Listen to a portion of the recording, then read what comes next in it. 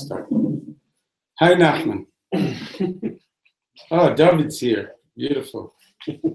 David. You should have brought the French horn. Shalom Aleichem. Right. We could have done a rehearsal for next Sunday's commemorative evening at Yakar. Sunday night Yakar. What time? Oh. Right. Okay. Our schedule for the next month. Okay. Let's learn, and let's just say this.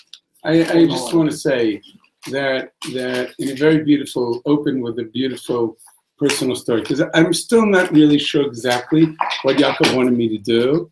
Well, I'm sorry, what Yisrael. Same name. Oh, okay. So that's maybe I thought of that. I don't know. I'm not sure what Yisrael wanted me to do, but understood that it's connected to Eretz Yisrael, Am Yisrael, our holy brother, teacher, friend, Shlomo Carlebach, and God. You figure that works. And then that good. would cover a lot of that would cover a lot of stuff. So wait. Wide open. Okay. So I was going to start. Just now you reminded me of something that's cute, but okay.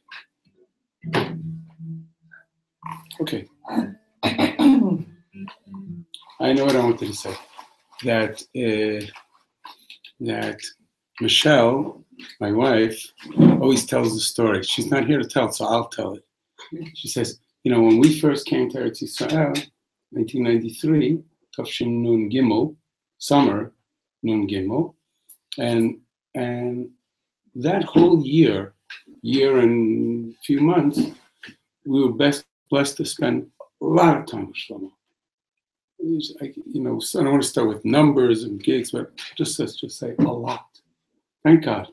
And Hashem made him the shliach to make our landing, in terms of the financial aspect of it, comfortable. Feel like, okay, we belong here. There's something I could do, And anyway, it was Shlomo's fault that we were here. So. He owes you. How many times could you hear somebody tell you how great Yerushalayim is, and you don't come to see? Right. So when he left the world,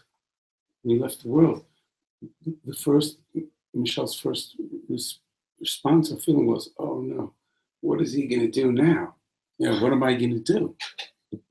So it's mind-boggling the number of gigs that I did with him that first year. So what is he going to do?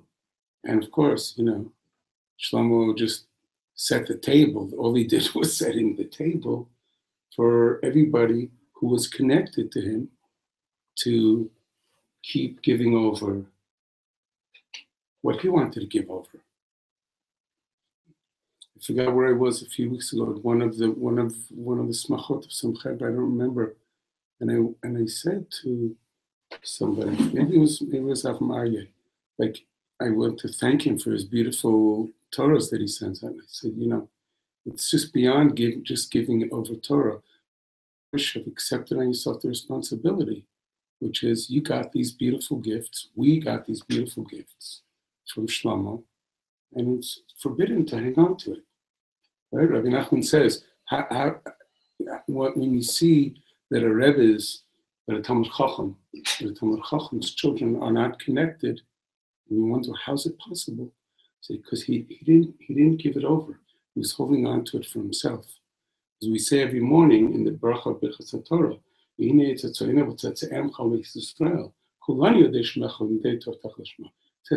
have to give it to those, has to always be going out of you and give it to those who came out of you, and not hold it on to yourself. The beauty of the Torah. And that was clear that Shlomo taught us that, and we are therefore, I mean it in the most simchadik way. We're obligated. We are obligated to just give over whatever we got. So bless us all, and that I guess could be my way to thank Judy and Israel for this initiative and for bringing people together, especially in this week of connecting to Shlomo's neshama in a different way. Okay, so let's start by singing something. There's no other way.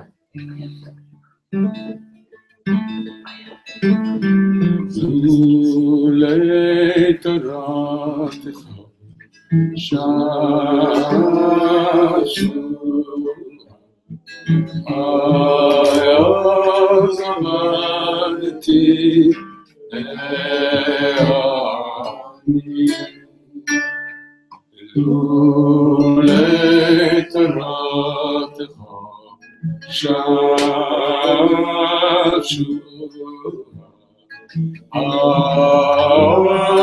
Avadti Be'ani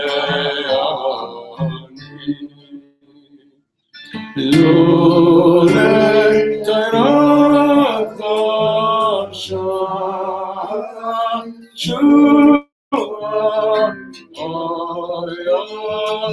Avadti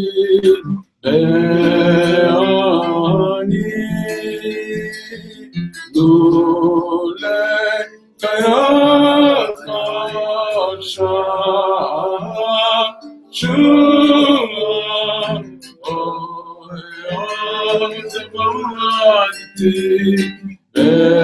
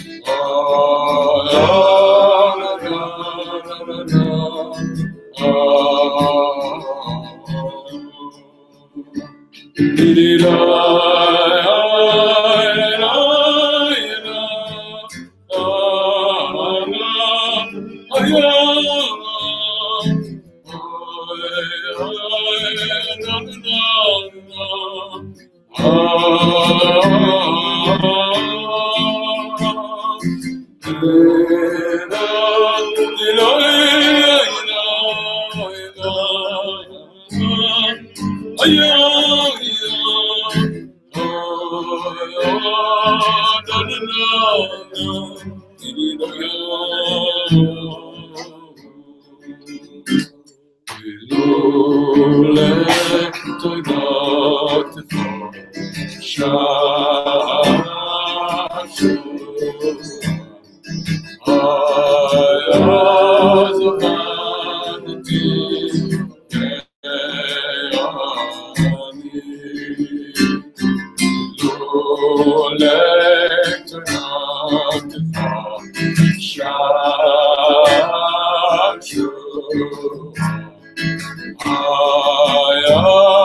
Avadti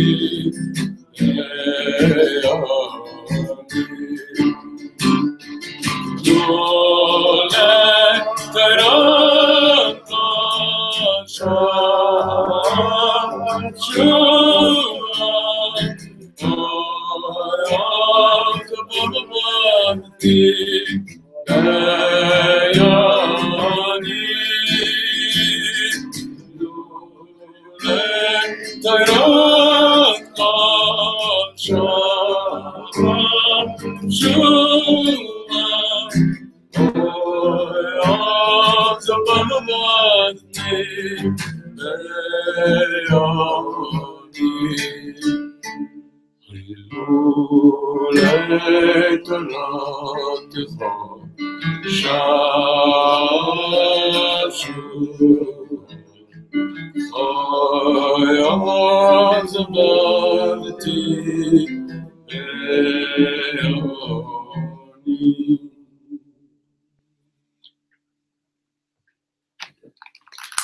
So,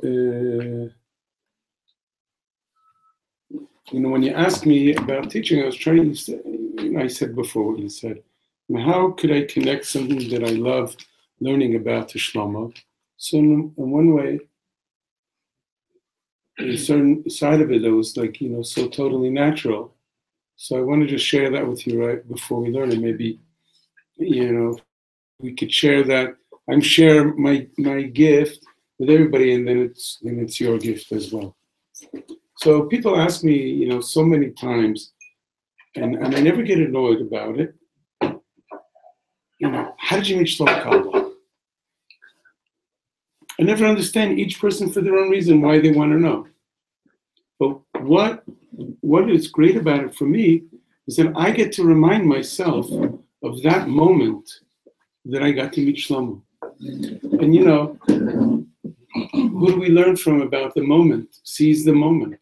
That was one of the famous Shlomo phrases, right? Seize the moment. So every time somebody asks me, I say, okay, let me go there. I don't want to say go back there. So I want to bring there, here, today. So anyway, so what happened, Pashut, is that I was a phys ed teacher in a Jewish day school in 1972. And the principal, a few months into the November was actually, maybe it was this date, principal says to me, you want to go to a Jewish music concert tonight? And I said, no, not really.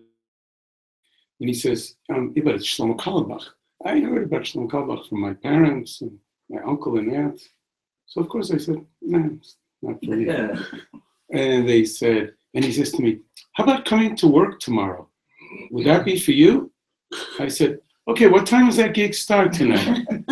And he says, 8:00. He tells me where it is. It's a temple near Tamid in Miami Beach. So I walk in there by myself. I walk in there because he didn't come, of course. I walked in by myself. Where that is. Huh? You know where it is? 73rd Street, maybe, or something like 74th Street. Anyways, I walk in, and they're in the base medrash, sitting on pillows on the floor. 21 people. And one of them was Shlomo Carlebach. I just guessed who he was because he was kind of sitting in the middle, and he had this giant book on his lap. No guitar, by the way, if you want to really be there with me. No guitar. Just this giant book. And he's teaching. And I'll skip ahead and then I'll go back into what he was teaching. I remember when I walked out of there, it was interesting, by the way. I never told this part to anybody. Oh, it's on this. Okay, well. Now you will. Yeah, I never told this part to anybody. The 21 people were sitting like down there near the Aron Kodesh, and I sat here, up to the side, with at least one, if not two aisles separating me and them for almost 2 hours. Whatever that means.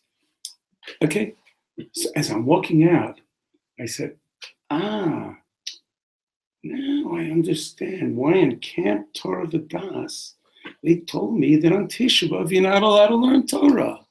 I never got it until now. The simcha was so pouring out of his heart. How could you learn this kind of Torah on Tisha B'Av? But he didn't get it until that moment. Okay, in Baruch Hashem, I came back every day for 2 weeks. It was, there's no better way to say it than in Shlomo terms. There's no words. There's just no words. Okay. But one of the things that Shlomo taught. Did you sit when you went past the one? No, then I sat really close. Rude. I wanted every facial movement. I wanted everything. Because what I wanted was that Torah. I wanted that new Torah. It was mamish. I didn't even know that such a thing existed at the time, but the hitchut of Torah, of Shlomo's, was just unbelievable. And it was exciting. The renewal. He's making chidushim every day, every moment. And for me, it was like, I don't have to tell you. We don't want to mention where we grew up, but it wasn't happening there. That kind of Torah. There's other Torah happening. Okay. Anyway, so one of the Torahs he taught that day, and this will be good an introduction to this Torah, which I would like us to learn together, one of the Torahs he taught that night was when somebody comes to visit you. Somebody comes to visit you. How much do they feel that you want them to be there? And he says, and Shlomo said like this, as I recall, please excuse me if I'm not 100% quoting him, but it feels like I am. And he says, you know, I go over to visit my friend, and he's sitting in his big easy chair and watching the football game. And I knock on the door, and he says, come in! He said, brother, you can't come say hello. I could have come in the window. I could have come in through the chimney. He didn't use that word, but it could be that's where he got the reference from. And he says, I could have come in through the chimney. What do you care? You're busy with your football game. He says, but Rabbi Nachman tells you, when somebody comes to see you, you have to mamish stand up and go to the door and greet him and look how important it is to you that he's here. That's not enough. When they're leaving, not only do you have to walk them to the door so they know, but you have to walk them on their way. It's like akin to Tzeidah L'Derech. It's like giving them a sandwich for the road, right? It's akin to Tzeidah L'Derech from the Torah. They gave Tzeidah L'Derech that you walk somebody down whether it's down the stairs or down the little road in front of your house, so that they know that you can't wait until they come back.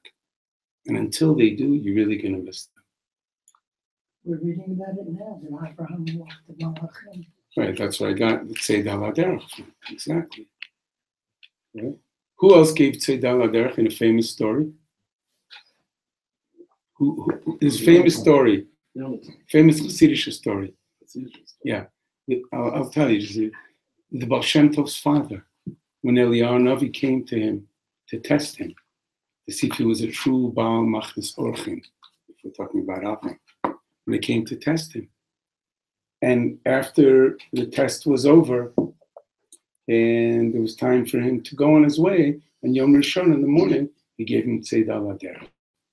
And that's when Eliyahu Navi revealed that he wasn't some schlepper, Mechal Shabbos, just trying to test him, but that he was there to test him in the name of God, and he's going to bless him with a son in 9 months. She'ya'ir et ha'olam, that will light up the world. Anyway, so this Torah that I learned, this Torah of Rabbi Nachman's, which I was blessed to learn from Shlomo, really is for me, you know, it's still alive every time I tell it. So I thought that's a good way to look at this Torah. Now, what I want to suggest, if you don't mind, is skip around a little bit. Okay, it shows from a few places. One of the Torahs, the Maharal, is very strong from this area of Ahavat Yisrael. And okay, let me just put this down. Okay, let's go. So look at number Daled. Is there anybody here likes to read or prefer? Yeah, go for it. Oh, sorry. If you want, you raised your hand. No, I don't say that. Right. צום רביעי וצום החמישי וצום השביעי וצום העשירי יהיה לבית יהודה וששון ושמחה ומורדים טובים והאמת והשלום יחבו. Okay, so what does it mean? So the fast of the fourth. First of all, it's from Zechariah, from the Navi Zechariah. It's great that we get to learn Navi in Eretz Yisrael. Mamish. Fast of the fourth and the fast of the fourth month, fast of the fifth month, the fast of the seventh month, and the fast of the 10th month. What are those fasts? So the fourth and the fifth are Tammuz, Yudzayin, and right? Yudzayin B'Tammuz is the fourth and month. The fifth is Tisha B'Av. Three is going to be Tzom Kippur. Shvi is Tzom Gedalia. Tzom Gedalia, right? Okay. Now Syria is going to be a Sabbath. Right. The year of the Beit Yehuda will be for the house of Yehuda, for rejoicing and rejoicing. Yeah. Joy and happiness. It doesn't matter. We don't have time to get into celebration, goodness, and the truth and peace will love each other. Okay. So what does somebody see that like is unusual in this pasuk in Zechariah? There's a few very unusual things, terminology and the way the words are put together. Who's Beit Yehuda? So maybe Beit Yehuda will be all of Israel at that time, right? In other words, Beit Yehuda in the time of the Geula will be Yehuda and Israel together when the Shvatim return to Eretz Yisrael, and when Yehuda, according to the Navi, does tshuva. Just this morning, there was I'm with Seth Navi for the last 7 years, and just now we learned about Ephraim. Whoa, they made a lot of trouble, but Yehuda, this is the good guys. Except they weren't. They lost it at a certain point, but Hashem saw. So we're giving you a chance to do tshuva. You're going to return. I know you're going to return. I will take all my anger off of you. And so I'm imagining that's why, because we haven't gotten to Zechariah yet. That's why we're going to all be under. Imagine we'll all be under this banner, flag. Okay, so Beit Yehuda, and what else? What's Moadim Tovim? What is it? We don't have such a thing. But they're not called Yom Tovim. They're called Moadim. Look at the Gemara. What is it called? Pesach, Shavuot, and Sukkot. Moadim. What's Moadim Tovim? Sounds like it's going to be something new and better, upgrade, or whatever word in our cultural term we want to use. Yeah, the new and improved holiday, right? It's going to be just beyond anything that we have now, if we want to say it in Shlomo terms. Beyond anything we have now. And then there's one other thing that I found very interesting and unusual. It's a little bit of a diktuk thing, but it's not so hard to see. No. V'ha'emet v'ha'shalom. Why v'ha'shalom? Why don't you say v'emet v'shalom ehavu? What does it mean, first of all? Yeah, what is that? Like a specific one. Very, very specific. Because what in today, if you want to define what is emet and what is shalom in our world? Truth and peace. Okay, so that would be a good translation. Direct translation to English. Emet is truth, and shalom is peace. So, Michael, let me pass it back to you, if you care to answer and say, what's your truth? My truth? Yeah, because I'll tell you why. I have had the blessing over the years, not so much anymore, to deal with teenagers, delinquents, and one of their favorite things that they say is, that's my truth. Is that so terrible? Like, now, you're not a teenager anymore. Do you still have your truth? Okay. Once was enough. Couldn't go through it again. Right, but you know what I'm saying. Of course, when they're saying that they don't have necessarily a clear definition of how deep that really is, but nobody has to answer what their truth is, but everybody has to think about it. What's my truth? I learned what my truth was by coming here. I've been coming to the Yeshiva for about 8 years. And one of the many, many things that Reb Shlomo encouraged me is what's everybody, you're right, everybody's truth is different. My truth is, I'm not as bad as I thought I was. I'm not quite the sinner I thought I was. I'm not quite as good either. All right, you don't have to finish the sentence. So that's beautiful. Amazing. Yeah, that is amazing. And I so connect to it because I don't have a mantra kind of thing, but the puzzle that makes me shake is V'taher libenu la'avdecha be'emet. And mine is like to really be pure and not an imposter. Wow, beautiful. Which obviously, there's a whole long discussion about what's my teva. What's my nature? It's my nature. Is my nature chesed? Is it gevura or is it emet? I can't stand not emet. Let's say somebody who's tevas emet can't stand to be around sheker. Let's say. So that's beautiful. Okay, but It's not beautiful, it's agonizing. no, it's beautiful. What's beautiful about living in Eretz Yisrael? The first thing, that it's difficult. Well, that's the best part. It's a holy difficulty. It's the greatest. I was telling some friends when I was visiting America that we have these joys that you don't have in America, like, you know, when you hang up your clothes and they're wet, and then you go and check, and they're like, my clothes are dry. Like, they'll be like, what? I don't want to live in that place, you know. Living the joy.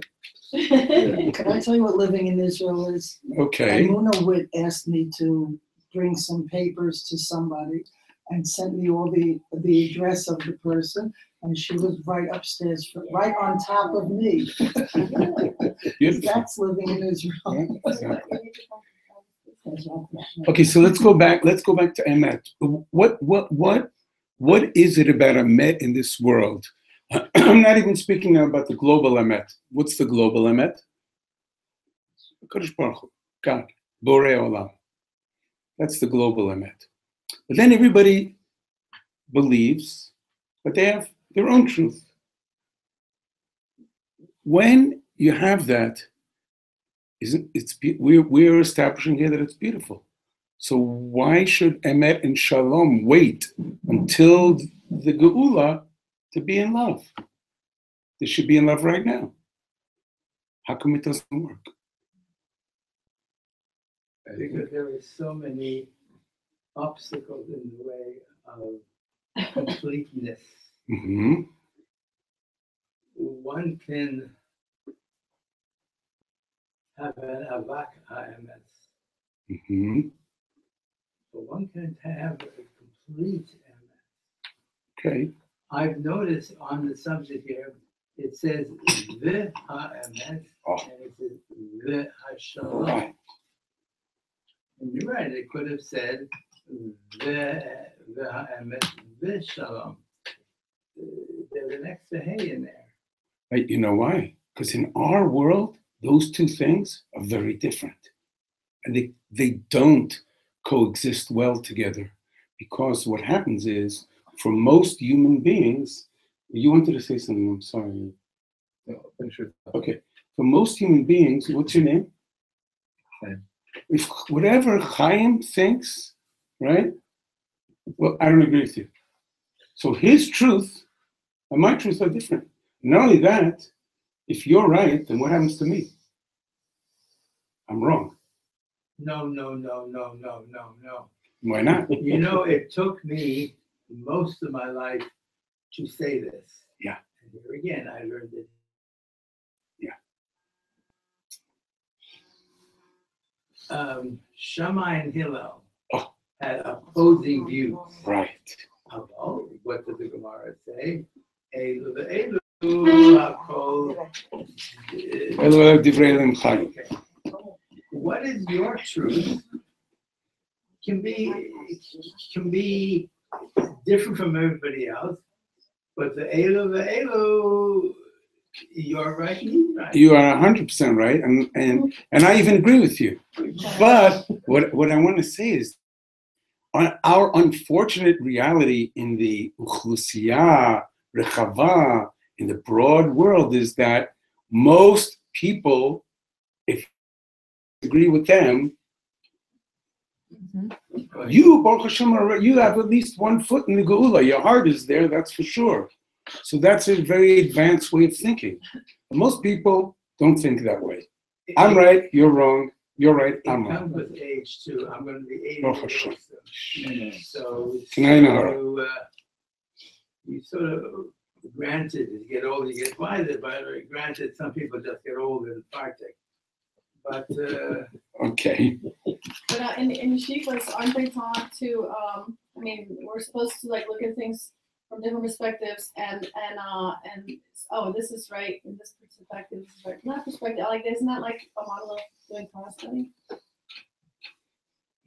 I haven't been there in a long time, so I wouldn't know. I'm living in the world of yeshiva, so I think in the world that's what we have to do. Like Michal saying, I have to accept. there is one truth, and after that, it's all little granules of truth.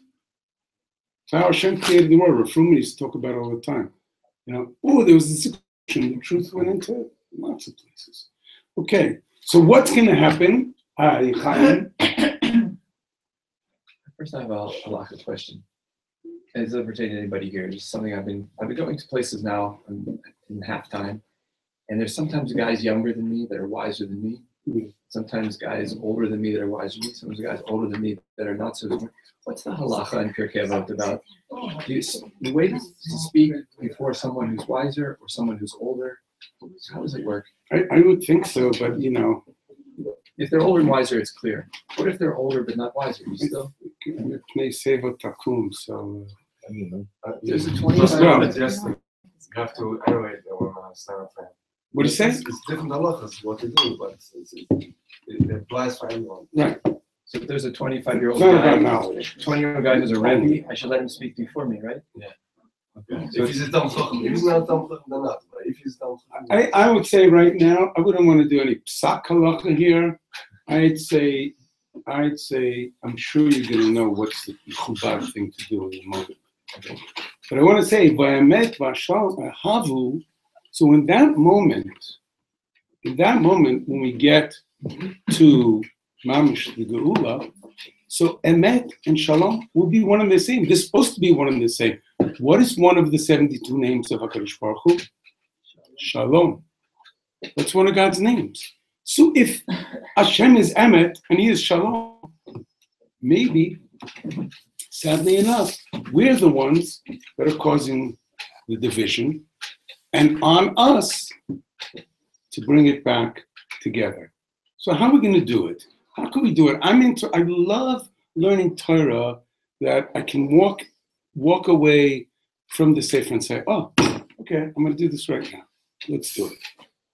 Mm-hmm. So look here at the Michal was Michal and Boshe Kivanta. Look at, go down, hey. Okay. Tosefet Yevamot. You see it? The next one, hey, is Yevamot, and then I want to skip to the one after. Okay. It says, Tosefet Yevamot, Perek Aleph, Halacha Gimel. Okay, Ibavle. Af al pi. Somebody wants to read, or? I can read. Go, please. Af al pi she nechalku beis Shammai, ubeis Hillel, b'tzarot, uba'achyut, Yeah, Chayot. Ba'achyot, Beget Yashan. Beget Yashan, ubesafek Esherish, ubemagaresh et ishto, v'lamna imo b'fundak. B'chesef ubeshva kesef. Shaveh kesef. Ubeshava kesef. Is this Aramaic or is this Hebrew? Yeah, it's Gemara Bavli. Oh, no wonder I shouldn't have offered. It's okay, you're doing great. Pruta ubeshava pruta ubeshava pruta. Good. Lo nimneu beis Shammai lisha nashim mibeit Hillel. Below Beit Hillel mibeit Shammai. Okay, let's stop there. Okay, I want to not spend too much time on the many halachic topics of machloket between Beit Shammai and Beit Hillel. So I won't get into all of them. But the point here, which we need to know, is that there were many machlokot, halachic machlokot, on Torah between Beit Shammai and Beit Hillel, and some of them were even d'oraita. I forgot the number. I don't. Oraita, in other words, not machloket halacha d'Rabbanan in the end, but halacha l'maisa d'oraita. And even so, look at that line: Lo nimneu Beit Shammai lisan Hashim mi Beit Hillel. It's not just d'oraita here. A lot of these have to do with marriage-related issues. Right. Like core issues related to marriage, and even so, they're willing to marry. And even so, they didn't refuse to make marriages between their children. Not Beit Shammai refusing Beit Hillel, not Beit Hillel refusing Beit Shammai. I don't even want to try to think for a moment, chas v'shalom, all the negative incidents that go on in the world today that are antithetical to this. But let's just think of how can each one of us, for 1 second, apply this to our daily life? On one hand, it's so pashut. What's the answer? We have to just do it. A lot of things lately that I've been learning all connect for me to one of Shlomo's greatest, deepest teachings, which is, brothers, sisters, it's time to live on the level of no choice. It's time. And if you didn't, and I didn't feel, and I'll get into it. If I didn't feel when I met Shlomo, whatever that is, 50-something years ago, that it was on the level of no choice, well, I better know it today. Beit Shammai and Beit Hillel, they allowed their children to marry each other. Dude, there was no question. It was on the level of no choice. No choices like this. Let's try to explain it from a beautiful Torah from Reb Shlomo Carlebach this week past, Parsha that passed. It's a little bit, I'm going to the side, but it's mamish, because I think we need to. Reb Shlomo Carlebach, right? Beautiful.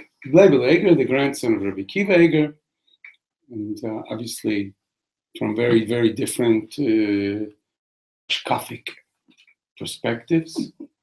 Okay, Reb Shlomo Carlebach was a chassid. He was a chassid, and he says, He was a Katz chassid? Yeah, and he asked a question. I'm a little bit paraphrasing, but I'm not. I don't believe I'm changing any of what he said. He basically wants to know the first Ivri of the world, his name was Avram, right? Hashem comes to him and he says, look, your name's not Avram, it's Avraham. So he basically wants to know, I'm saying it in our terms, what's the big deal? Avraham, what's the big deal? Such a difference? Okay, so you want to say, no, they taught us in Yeshiva, you added his name, hey. First of all, hey is not God. But let's say, okay, I respect that. Come on. It's got to be so much, maybe. It's got to be so much deeper. So listen what he says. He says, Avram Avinu had all the mitzvot aseh, and Hashem told him that, flowing in his bones. Flowing in his bones. That means, when we see how we introduced Avram, right? It's one of the first things we know about him. Avram Avinu had 75 years in the world. We don't know anything about him. All of a sudden, we have these few incidents. And one of them is Achnasat Orchim. And by Sun Nefesh Becharan, he was, Mr. Reach. Loving, caring, giving. Right? Mitzvot aseh. All the way. Because it was inherent. It was in his nature. He was a Baal Chesed. Olam Chesed Yibana, that's who he was. Okay? Now fast forward. His great grandchildren, us, standing at Har Sinai, getting ready to receive the Torah. The Medrash says, the rest of the Ummot were asked if they want the Torah. They said, what does it say in it? They said, L'mashal Te'esav, lo tignov. Thank you for the offer, but it doesn't work with my teva. And on and on and on. And then it comes to us, and Reb Shlomo says, Kafa har kigigit, the Gemara says. Right? So the translation, and the way that it's taught usually, Kafa, sorry for grimacing. Kafa aleim har kigigit. God picked the mountain up and put it over our heads and said, be scared now. If you don't take the Torah, I might drop this mountain. He says, that's not what's going on at all. What's going on is, these are the same people, Avram's great-grandchildren. They got the mitzvah aseh flowing in their Evarim, in all of their limbs. Mitzvot aseh, they just want to be do-gooders. They only want to do good. I'm not going to start telling them what it says, lo ta'aseh. And they said, na'aseh v'nishma, because it was on the level of no choice. And Rav Dessler, coming from a totally different perspective in a lot of his teachings, says, B'nai Yisrael, Am Yisrael, the Am HaNivchar, we should never forget it, Chas v'shalom, the Am HaNivchar, we were in a what's the word in English? Situation? No. Like, b'matzav, we were in a state of Adam Harishon Lifnei Chet Harishon. We were all, every one of us was like Adam Harishon before he ever sinned. Who was Adam Harishon before he sinned? Who was he after he sinned? What was the first thing he knew? Tov V'Ra. Before he sinned, didn't know Tov V'Ra. Everything was on the level of no choice. So on one hand, I'm a human being, I want to choose, that's my job. On the other hand, I want to choose, but I don't have to choose. Because it just has to be so clear to me. When Yaakov had his dream with the Sulam, and he saw the angels going up and down, just bringing all the Shefa up and down, and everything, he said to HaKadosh Baruch Hu, please, the Medrash says, please, I just want to be on the level of no choice. I see this is the best of the best. I only want you. And so, I'm just applying this, the Fianias Dati, that maybe we need to start. I'm only saying maybe because who am I to not say maybe, you know what I mean? But maybe we need to now be in all our life situations, as challenging it is, and say, sorry, it's not, it's obviously no choice. I know what the right thing is to do. I just have to do it. I don't want to start giving, because I just don't, sound like I'm personalizing it for people, and you can personalize it for yourself. But there's certain things in life that are going on for years already. And you say, it's his fault, it's her fault, it's that fault. Why am I not blessed to receive it? Why doesn't it happen? Hello, it's right in front of you. You want it or you don't want it. If you really want it, it's on the level of no choice. That's what's the level of no choice. So Beit Shammai and Beit Hillel understood. I'm not looking into now, what is the halacha if my daughter, I'm not being cynical, if my son-in-law, or my son, rather, is going to sit on the chair that my new daughter-in-law from Beit Hillel is sitting on when she's b'matzav shel tumah. It's not, it doesn't matter. What matters is that our children are getting together. That's what matters. That we are taking the emet and shalom and making it one. And he was doing it live. And this is on us to do. Who are we waiting for to do it? Okay? And listen, going back now to Reb Leib Eger, first let's look at us. Are there Jews in the world today? We don't need to identify them. Are there Jews in the world that lo ta'aseh is everything for them? They'll beat you up to protect the lo ta'aseh. I don't have to agree with them. I don't, it's not for me. But that's what they're doing. Can I look for the kernel of that sprinkling of holiness that I talked about before in Rav Fruman's name, of God's holiness, blasting, breaking up a little piece of it? There's got to be something in there. If I really want to be Gam L'Kafschut of every single Yid in the world, I got to find something. On the other end of the spectrum, let's call it, are there Balei Chesed that are mamish giving Chesed to Achzarim? Jews? Yes. So I could sit down and I could say, they're still going to bring the Mishnah, that they're going to, Achzariut will come on them. Okay, yes, true. But still full of Chesed. I need to know that. I don't need to do it. I don't need to agree with it. I need to know it. Because I want the day to come that Emet and Shalom will be together. So some way I need to acknowledge that there's something about you and, please acknowledge it about me. With all my nonsense, there's something there. That's what has to bring us together. That's the level of no choice. So first, if I want to be able to do that, with Nachman, then I got to do it with myself. I can't wait, for somebody else to do it for me. I need to find that place in myself where I say, okay, listen, why don't you just be totally honest with yourself? Which you said that you do, right? It's the same thing. Come on, like Yehuda Katz, get real. It's on the level of no choice. You know what the choice is. Apply Torah 1.1. Okay? Okay. So now, I don't know how much time we have, so I don't want to run over.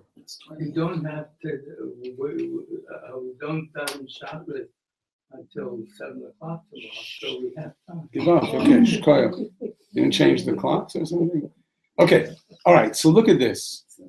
Okay, no, Quick comment. Please, Chaim. This is the one example. There's one example you gave of reading a person at the door and walking out the door and not watching, being on the phone when they coming in the apartment or leaving, giving them full attention. Is like a soul connection, and well, it's a caring connection, that's for sure. Caring connection. And what you just said, no choice. If it can't happen on something so small, how can somebody, if they can't do something that small, it shows like kind of how small they are. How can they do something really big? To like fly to Israel for a son's wedding. It spoke to me because that's how my father is. So I've been watching the football game when I come in. I used to think he was going to even come to Israel. I shouldn't belittle, but it's not his fault. It's what Amalek did to people. And so we have to just really try to be on that level and set that example. Because if we can help somebody in the smallest little way, hey brother, it hurt me when you didn't get up to say goodbye to me. Right. And hopefully there's still a communication channel. Once the communication channel isn't even there, it makes things really a lot worse. So just want to, we have to have an opening, because if there's a real person on the other side to hear and to listen and respond, then something can maybe improve in this world where more and more the level of caring is falling. Look, acknowledge how holy your response is, because for all of us, when it comes to parents, it's a law of no choice. It says, that's it, it stops right there. All the other issues are just issues. And when you can do that, it's unbelievable.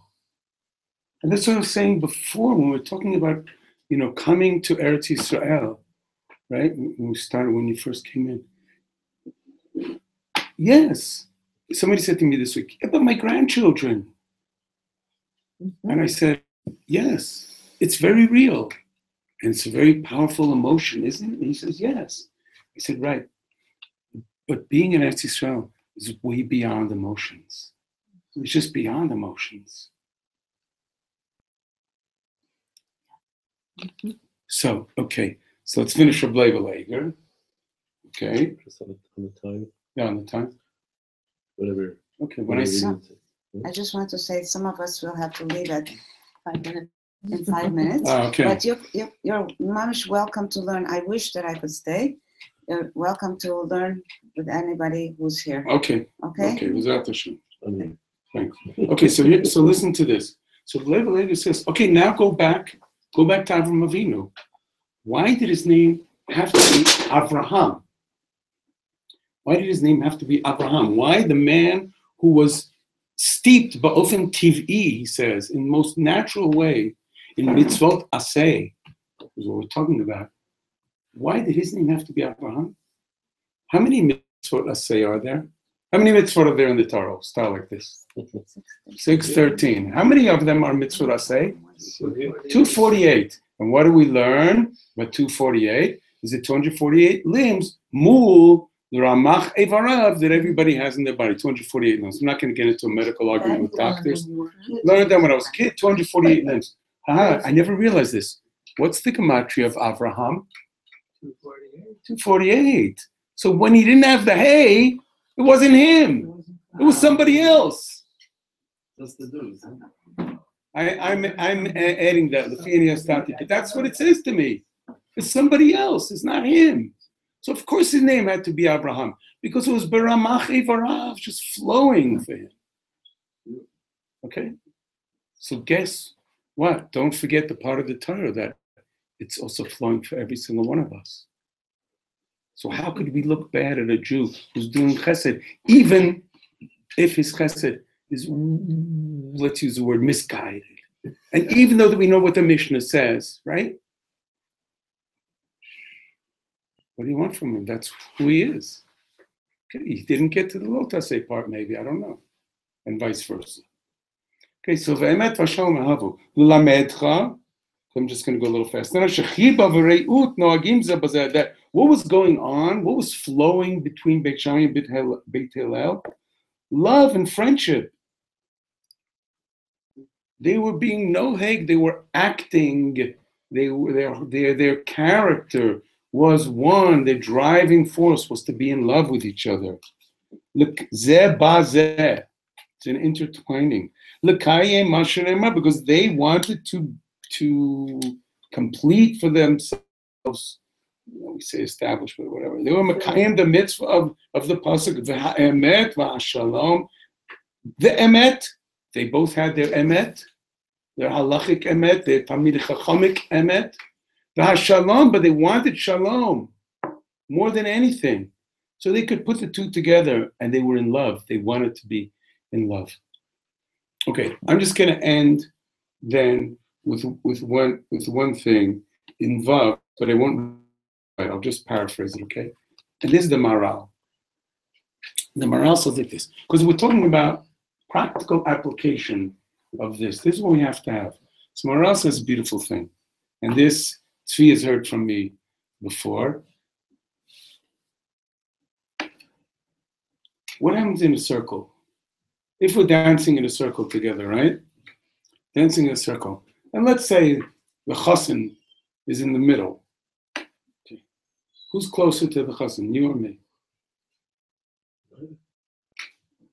And who's close to the chassan? Both. We're both as close. Nobody's closer than the other.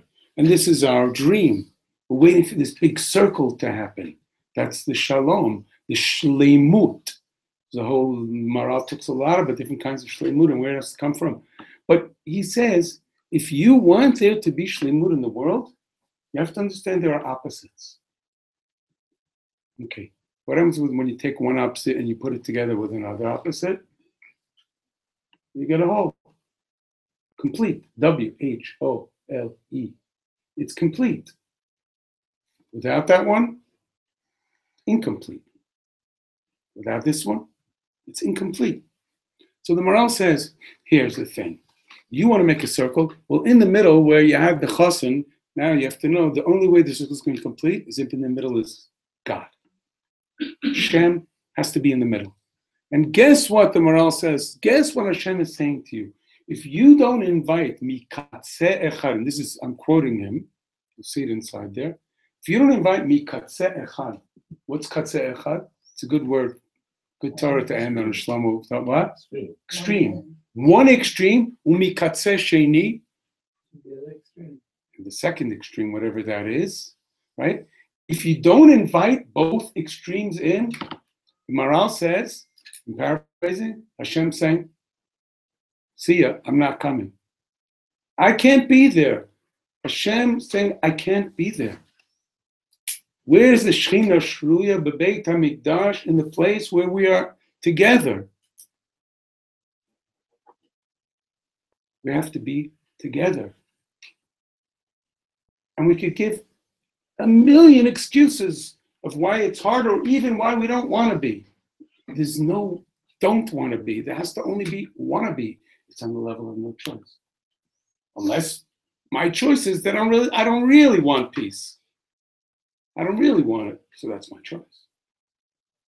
But oy vavoy to you, if I don't want peace, and vice versa. So that's all Shammai and Hillel wanted. I'm going to say something with holy chutzpah. For me, that's all Shlomo wanted. He just wanted us to. He sacrificed to no end for us to be together. He sacrificed. You know, the Shlomo brings, I think, the Carmina Rebbe, where he says, when he said every Shabbos in Musaf, Na'aseh v'nakriv lefanecha, he would break down crying. Break down crying. Who's that? I don't remember if it was the Carmina. I don't want to say. For sure, Kuf and Aresh Kemer, but isn't there one Kamanika also? Kamon, maybe. I don't know. You know who knows good is Menachem. Anyway, right. So what he's saying is he broke down crying every Shabbos because he felt like he's not sacrificing enough. So I bless us all to sacrifice, but should God forbid don't let it break us. The worst thing, that's the worst false humility. Down on the floor and beat yourself up good so you'll never get up again. God forbid. God forbid. Just always, everybody needs to remind themselves how good they really are. In the most humble way. Everybody is really good. I never met a person in my life who told everybody, he didn't just tell everybody, he showed everybody how good you are. You. Everybody. How else could anybody be in the world that everybody thought they were their best friend? So I bless us all to be mamish, be best friends to each other, whatever we're capable of doing. Apply it in every single moment of every day, as difficult as it is. Difficult is good. Don't make difficult bad. Difficult is good. It's very good. Okay, mamish, we should be blessed to go to high places together, and we're certainly in the right place to get started. Amen. Thank you so much.